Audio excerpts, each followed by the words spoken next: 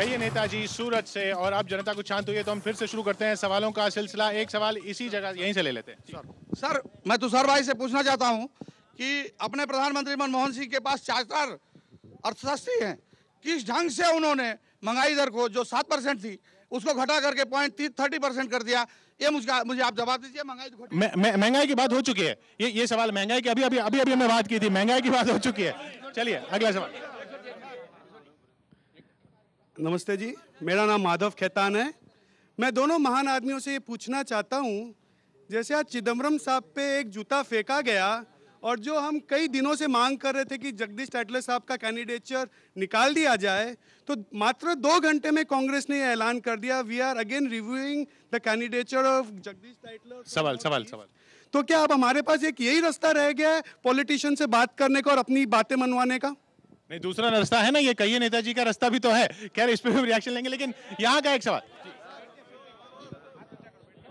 मैं तुषार जी से पूछना चाहती हूँ कि सुप्रीम कोर्ट ने जब अफजल गुरु को फांसी की सजा सुनाई है तो आपकी सरकार उसे क्यों फांसी नहीं देती?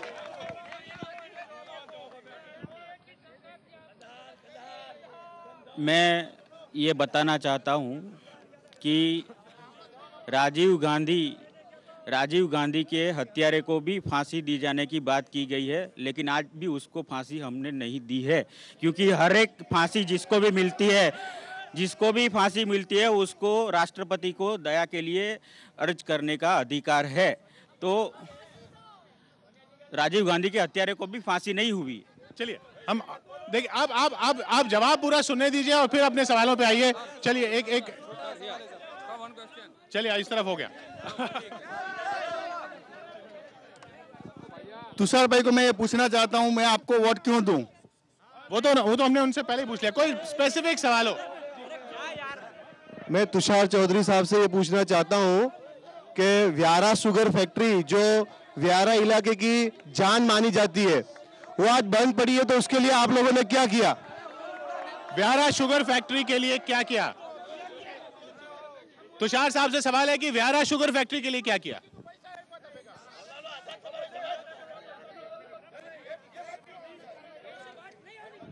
आप प्लीज शांत हो जाएं। प्लीज शांत हो जाएं। सांसद होने के बाद मैंने केंद्र सरकार से व्यारा शुगर को 8 करोड़ रुपए का पैकेज दिलवाया है।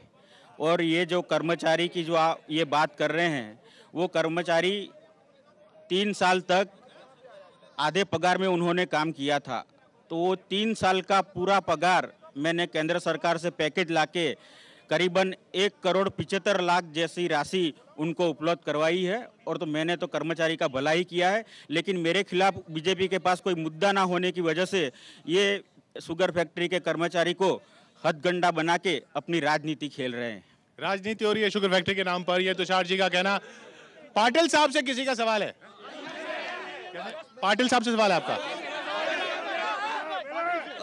मेरा अशोक खाखोलिया, मेरा सीआर पाटिल साहब से एक सवाल है कि मोदी जी नैनो के लिए इतना रियायतें दे रहे हैं, लेकिन यहाँ पे डायमंड इंडस्ट्री के जो लोग आत्महत्या कर रहे थे और यहाँ पे जब मिलने आए तो इंडस्ट्री वालों को ये बोलते हैं कि इंडस्ट्री वालों का, हालांकि इंडस्ट्री वाले सबसे ज्यादा डोनेशन मोदी जी को देते हैं, उसके बाद में भी गरीब डायमंड वालों के लिए और कपड़े उद्योग वालों के लिए कोई भी पैकेज नहीं करता है। और सूरत का कोई भी सांसद, बारडोली का सांसद या नवसारी का सांसद कभी भी सूरत की आवाज नहीं उठाया। ये सवाल हम डायमंड पे सवाल पूछ चुके हैं, उनपे हम डायमंड वर्कर्स पे सवाल लिया जा चुका है। ये साहब यहाँ पर बैठे हुए हैं, ये मतदाताओं के लिए एक आंदोलन चलाते हैं कि 100% वोटिंग हो। इनकी भी जरा बात सुन लीजिए। मैं हिंदुस्तानी फाउंडेशन के लिए गौतम हिंदुस्तानी बोल रहा हूँ। मतदारों सुनो, ये सवाल आपका ये है कि जो ये उम्मीदवार दोनों खड़े हैं सूरत डिस्ट्रिक्ट के लिए और भारत के लिए, क्या करना चाहते हैं? उनके पास क्या प्लानिंग है कि हमारा देश के लिए क्या करना चाहते हैं? ये तो सवाल हो चुका। किसी के पास कोई सवाल स्पेसिफिक? मेरा सवाल पाटिल जी से है कि कंधार की तरह आतंकवादियों के साथ व्यवहार करेंगे कि मुंबई की तरह? आतंकवादियों के साथ कंधार की तरह व्यवहार होगा या मुंबई की तरह? बॉम्बे की तरह ही होना चाहिए और ऐसा ही होगा। चलिए एक सवाल। हेलो, आप अगर नौसारी सीट से जीत रहे हैं तो नौसारी के लिए आप क्या करेंगे? ये हम पूछ चुके हैं। आप कोई स्पेसिफिक सवाल हो तो पूछिए। अडवाणी जी गुजरात के हैं, तो गुजरात में क्या पैकेज दिया एनडीए सरकार में, और अडवाणी जी पाकिस्तान को क्यों बार बार मदद कर रहे हैं? सवाल क्या है? सवाल, इल्जाम ना लगाएं। सवाल सवाल सवाल सवाल सवाल। हाँ, मुझे तुषार भाई से ये पूछना है कि आपके जो प्राइम मिनिस्टर है उन्होंने ये कहा था कि सबसे पहले इंडिया की प्रॉपर्टी पे मुस्लिम्स का हक होगा, तो हम जो यंगस्टर्स जो कॉलेज में से निकलते हैं तो हमें क्या सोचना चाहिए कि सवाल क्या आपका? हाँ, सवाल ये है कि हमारे बारे में क्या, अगर मुस्लिम्स पे ही पहले अधिकार है तो हम क्या करेंगे?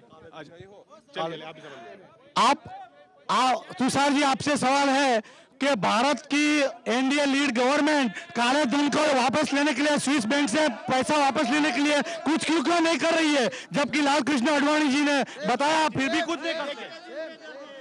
आप कृपया शांत बैठ जाइए। सवाल हो तो सवाल पूछिए, इस तरह से इल्जाम ना लगाएं। जी जी जी, हम आखिरी एक मिनट नेताओं को दे देते हैं।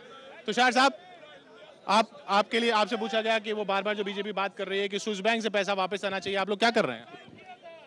पिछले 2000 से 2004 में एनडीए की ही सरकार थी, तब वो पैसा क्यों नहीं लाए? आज चुनाव आया तो उनको पैसा याद आया स्विस बैंक का। स्विस बैंक का पैसा पूरे देश के लोग जानते हैं कि कांग्रेसियों का पैसा है, इसलिए कांग्रेस उसका विरोध कर रहे हैं। भारतीय जनता पार्टी वो सभी पैसा यहाँ लाकर गरीबों के लिए वो पैसा देना चाहती है। चलिए, बहुत बहुत शुक्रिया सूरत की जनता आपका। कहिए नेताजी का सफर यहाँ पर अफसोस वक्त की कमी की वजह से यहाँ हम खत्म करते हैं। कल हम मिलेंगे अहमदाबाद में। नमस्कार।